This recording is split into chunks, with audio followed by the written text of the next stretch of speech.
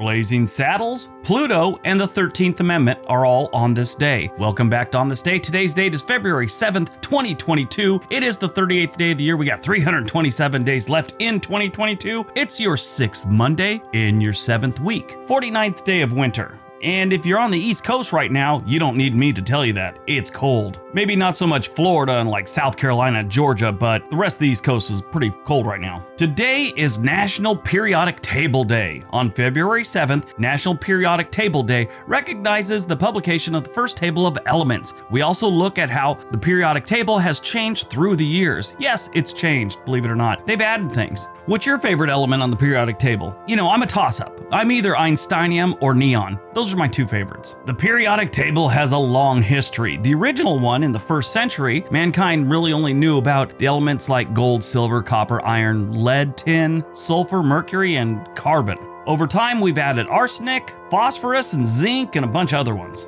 All right, let's see what else happened on February 7th. 1795, the 11th Amendment of the United States Constitution is ratified. Now, this amendment really doesn't affect your normal everyday life. It's not as important as freedom of the press, freedom of speech, or the right to bear arms. The 11th Amendment protects states from lawsuits filed by citizens of other states or countries, but citizens from their own state can sue that state they live in. This one has been tested before, where citizens from another state have tried to sue different states to get them to change laws they have, like, I don't know, against firearms or abortion or something like that. And usually when these things go to court, they lack standing, the 11th Amendment is brought up, and the lawsuit is squashed. Now, if you're in that state and you want to sue your own state because of a law like that, you absolutely can. There's a bunch that goes into this one, and I just broad brush the hell out of it. All right, moving on. 1812, the strongest in a series of earthquakes strikes New Madrid, Missouri. Missouri, I didn't know they really got earthquakes. I mean, every place gets earthquakes, but not major ones. 1894, the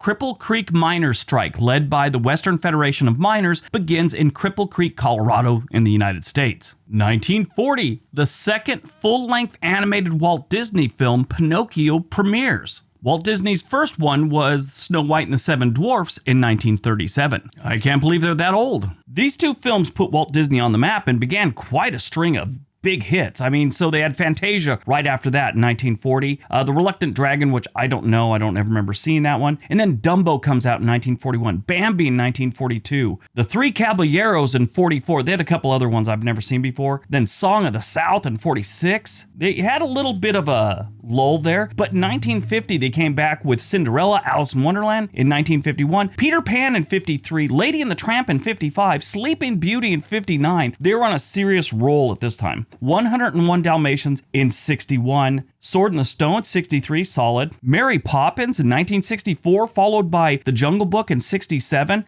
and my favorite, The Aristocats in 1970. You know, I was looking at this list of all their movies, and in 1948, they did a movie called So Dear to My Heart. And that was, I guess, by Disney standards, a bit of a flop because it didn't make a ton of money and not everyone in the planet knows about it. But from 1948 to I'd say about 1989, if I listed all these animated movies, I guarantee about 99% of you would know about that animated movie. And it seems somewhere around 1989, they just tried to throw one out every single year. And I'd say about every fourth one was kind of and the rest were great. Bugs Life, Tarzan, Toy Story, Monsters, Inc. Yeah, it just goes on. It's crazy. 1979, Pluto moves inside Neptune's orbit for the first time since either was discovered.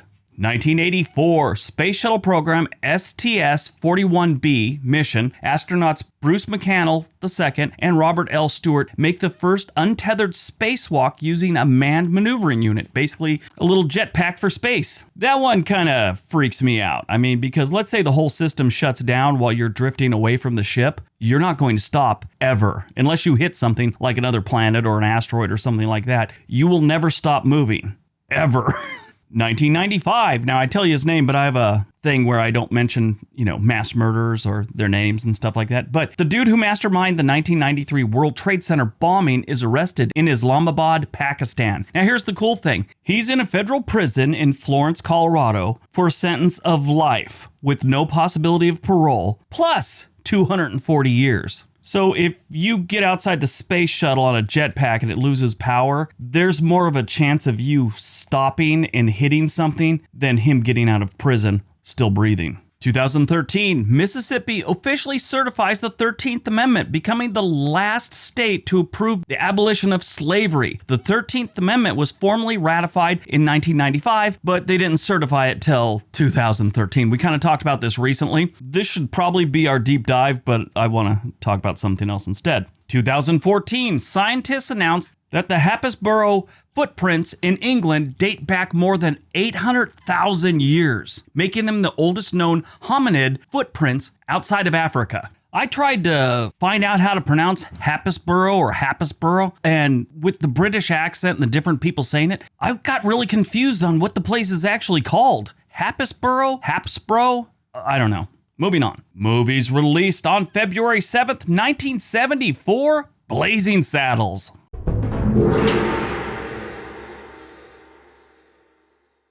Blazing Saddles is one of Mel Brooks' greatest movies. This is a satire of all the Western movies we used to have. It's about a town that gets a black sheriff who everyone in the town is out to get him. In the end, he proves to be their greatest protector and they all love him, and it's a great movie. The film was nominated for 3 Academy Awards, including Best Supporting Actress, Best Song, and Best Editing. AFI ranks it as the 6th funniest movie of all time. It was actually a series they had called 100 Years, 100 Laughs, and it was done in 2000. Blazing Saddles came in number 6. If you've never seen this movie, it is genius, and a lot of people these days don't think it's a good movie because it deals with race, the LGBT community, ignorance, just everything is in there. Religion they talk about, and they basically make fun of everything. But if you look at the movie with an open mind, you realize they're not making fun of any race, any sexual orientation, any religion. They're making fun of the stereotypes and the prejudice people have. That's what the movie's all about. It's not making fun of African Americans or anything like that. It is making fun of the ignorance that is racism. This by far is one of Mel Brooks' greatest movies. It has so many talented people. Gene Wilder, Mel Brooks, Dom DeLuise, Madeline Kahn, Harvey Korman, Cleavon Little, Slim Pickens, and Alex Karras as Mongo, which is just like this cult character.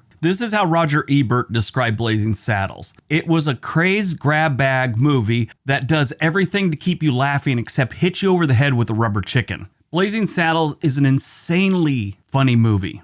It's crude, it's dry, and sometimes it's a little sophisticated in its humor. If you've never seen it, and you do decide to see this movie, definitely watch it with an open mind. Don't just see that they're dealing with race and call it a racial movie. It's not. It's making fun of racism. Sadly, I don't think we'll ever have a movie like Blazing Saddles again, with how everyone's just so offended by everything nowadays and they can't see past what is perceived as racism or hate or something like that. They don't think any deeper. They just hear a word and suddenly something's racism. And I think it's sad. I think our differences are kind of what makes the world a great place. Sure, don't be cruel and don't be mean, but our differences, culturally, religion, sexually, I think that's the beauty of us as human beings, and I think this movie kind of poked fun at all of it. In 2006, Blazing Saddle was deemed a culturally, historically, and aesthetically significant movie by the Library of Congress and was selected for preservation in the National Film Registry. Born on February 7th, 1965, Chris Rock. I didn't know he was older than me. I really didn't. He's a comedian and an actor who rose to prominence as a cast member of Saturday Night Live from 1990 to 1993. Everybody knows who he is. He's been in movies like Grown Ups, Dogma, Boomerang, New Jack City, I'm Gonna Get You Sucka, which is a great movie, Beverly Hills Cop 2, Crush Groove way back in the day, Beverly Hills Ninja. He's done countless comedy specials for like HBO and Comedy Central and stuff like that. Right after Saturday Night Live, he appeared on that show In Living Color from 1993 to 1994. I think he was on like 6 or 7 times. He created and narrated the TV series Everybody Hates Chris, which was a pretty good show. It didn't last that long, but it was pretty good. Died on February 7th, 2019. We lost Frank Robinson. He was a Major League Baseball All-Star 14 times who became the first player ever to be named MVP in both the American and National League. He led the Baltimore Orioles to the World Series championship in 1966 and 1970 and won the American League's Triple Crown in 1966. He played high school basketball with Bill Russell. In 1975, he was hired as manager of the Cleveland Indians and became the first African-American manager in Major League Baseball history. He received the Presidential Medal of Freedom from George W. Bush in November of 2005. Man had quite a life.